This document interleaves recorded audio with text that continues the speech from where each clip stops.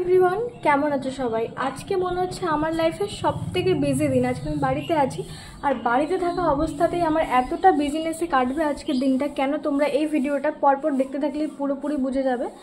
তো অনেকদিন ধরে ভাবছিলাম যে আমি আমার এই রুমটার অনেক সুন্দরভাবে একটু কালার করি। এই রুমটা দেখতে পাচ্ছি, রুমটার কি অবস্থা হয়েছে, মানে রং টং উঠে গেছে। তো ভেবেছিলাম এই রুমটার খুব ভালোভাবে কালার করব। তো কালার করতে হলে এই পুরো জিনিসপত্র সব কিছু তো আমাকে বের করতেই হবে। তো এগুলো সব কিছু বের করতে হবে, প্লাস রং করতে হবে। তারপর জানলা, এই যে জানলায় দেখো কতটা রকম মানে জাং ধরে গেছে বা কালার উঠে গেছে। তো এই জানলাগুলো আমাকে ঠিকঠাক করতে হবে। তো আজকে খুব ব্যস্ত থাকবো, দেখতে যাও কী কী করছি আজকে। ঠিক আছে, চলো তাহলে দেখাচ্ছি কী কী করবো একটার পর একটা।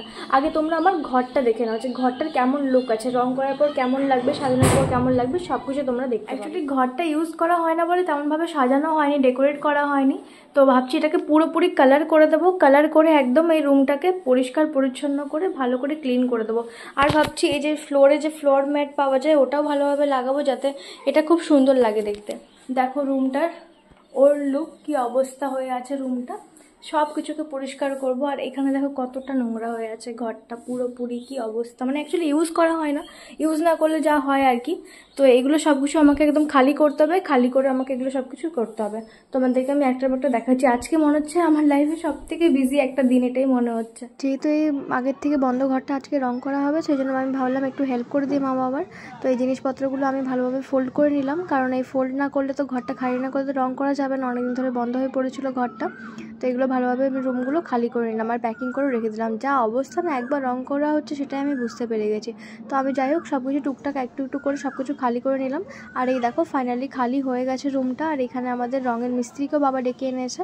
তো এখানে রং করা হচ্ছে, কাকুটা এরকম ভালো করে ঝেড়ে প্রথমে তো লেয়ারটা দিচ্ছে হোয়াইট সিমেন্ট দিয়ে প্রথমে, তারপরে রংটা কমপ্লিট হবে। একটা রুম তো পুরোপুরি খালি করে দিয়েছি, তার আগের রুমটা তো আমাকে খালি করতে হবে। ভেতরের রুমটা পুরোপুরি খালি, এই রুমটা পুরো প্রপার খালি করতে হবে। তো খালি করা আমার পুরোপুরি কমপ্লিট হয়ে গেছে, দেখতেই পাচ্ছ।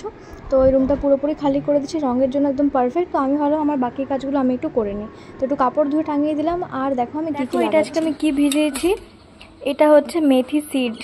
আর এটা খুবই উপকারী চুলের জন্য। বাজারের হাজারো কেমিক্যালের মধ্যে এটা সবথেকে ভালো, আর এটা খুব কম প্রাইসেও তোমরা পেয়ে যাবে। রেজাল্টটা একদম আনবিলিভেবল, কিছু বলারই নেই রেজাল্টটা। তো এটা আমি ওভারনাইট ভিজিয়ে রেখেছিলাম। তো ওভারনাইট ভিজিয়ে রাখার পর এর মধ্যে আমি অ্যাড করব একটা হচ্ছে গোটা পেঁয়াজ, আর করব কারি পাতা। এই তিনটাকে ইনগ্রেডিয়েন্টসকে ভালো করে পেস্ট করে চুলে অ্যাপ্লাই করে নেব। আর আগের দিন রাতে চুলে শ্যাম্পু দিয়ে আমি রাত্রেবেলা একটু হালকা করে নারকেল তেল মাথায় লাগিয়ে শুয়েছিলাম, যাতে চুলটা আরও বেশি ভালো শাইন করবে। তো চলে নেওয়া যাক, এটাকে পেস্ট করে নিয়ে আসি চলো। তো মিক্সির বাটির মধ্যে নিয়ে নিয়েছি আমি কারি পাতা, পেঁয়াজ, তার সঙ্গে মেথি দানা, ভালো করে পেস্ট করে নেবো এই স্মুথি পেস্টটাকে। আর দেখো কত সুন্দর স্মুথি পেস্ট হয়েছে। তো এটাকে আমি ভালো করে স্কাল্পে ম্যাসাজ করে পুরো চুলে অ্যাপ্লাই করে নেবো। প্রথমে চুলটা ভালো করে আঁচড়ে আমি ভালো করে বেঁধেছিলাম। তো দেখতেই পাচ্ছ চুলটা আমার আগের দিন আমি তেল লাগিয়েছিলাম আর আমি শ্যাম্পু করে নিয়েছিলাম, কারণ এটা পরিষ্কার চুলে লাগালে এটা ভালো ইউজ করা হয়, মানে কাজটা ভালোভাবে করে।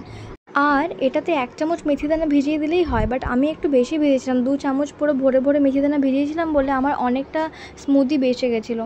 তো আমি একাই যেহেতু ইউজ করছিলাম তো আমার অনেকটা নষ্ট হবে, কারণ আমি পুরো স্ক্যাল্পে ভালোভাবে লাগিয়ে নিচ্ছিলাম, চুলের আগা পর্যন্ত পুরো প্রপার হইতে। দেখতেই পাচ্ছ আমার এটা লাগানো কমপ্লিট হয়ে এসেছে স্কাল্পে পুরোটা, কারণ নষ্ট তো আমি একদমই করব না, কারণ এই স্মুদিটা কতটা উপকারী সেটা আমি বেশ ভালোভাবে জানি। এটা আমি 2বার লাগাতে আমার চুল পড়াটা একদমই উঠে গেছে।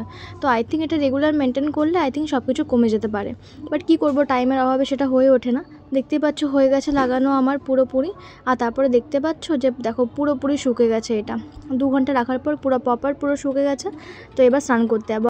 আর এদিকে দেখো তোমাদের সঙ্গে কথা বলতে বলতে এখানে কাকুটা এখানে রং করা একটু শুরুই করে দিয়েছে, আর আমি চলে যাচ্ছি স্নানে। আর দেখো স্নান করে চলে এলাম। তো সকাল থেকে যেহেতু অনেক কাজ করে নিয়েছি, সকাল সকালে খেয়ে নিলাম আমি গরম গরম ভাত, তার সঙ্গে ঘি আর আলু মাখা আর ডাল, এগুলো খেয়ে নিলাম। তারপর কিছুক্ষণ পরে মা শরবত বানিয়েছিল, তো শরবত দিল আমাকে রাসনা, ওটাও খেয়ে নিলাম আমি।